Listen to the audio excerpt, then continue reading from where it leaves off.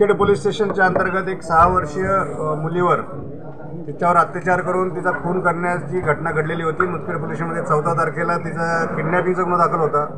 15 तारखेमध्ये त्याच्यामध्ये एक मर्डर विथ रेपची कलम वाढवण्यात आलेली होती आणि पोस्कोची कलम वाढवण्यात आलेली होती।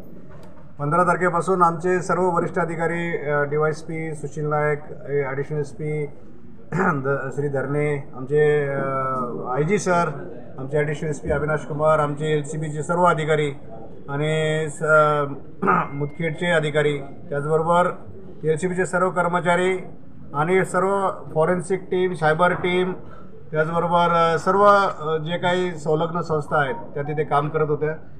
वेगवेगळ्या याच्यावर काम केल्यानंतर असं लक्षात आलं की जी मुलगी फिरत होती ती शेवटी कुठे फिरत होती आणि त्या ठिकाणाहून मग डॉग स्क्वॉडच्या मदतीने काही गोष्टी निष्पन्न झाल्या आणि आरोपीला शोधण्यात आलं। आरोपीने हा गुन्हा कबूल केलेला असून त्यामध्ये त्यांनी काही गोष्टी सांगितल्या, त्याची पडताळणी सुरू आहे, परंतु तो स्वतः इन्वॉल्ड आहे हे 100% कन्फर्म झालेलं आहे आणि त्यामध्ये त्याला अटक करून आता आम्ही पुढील तपास करत आहोत। किती आरोपी आहेत?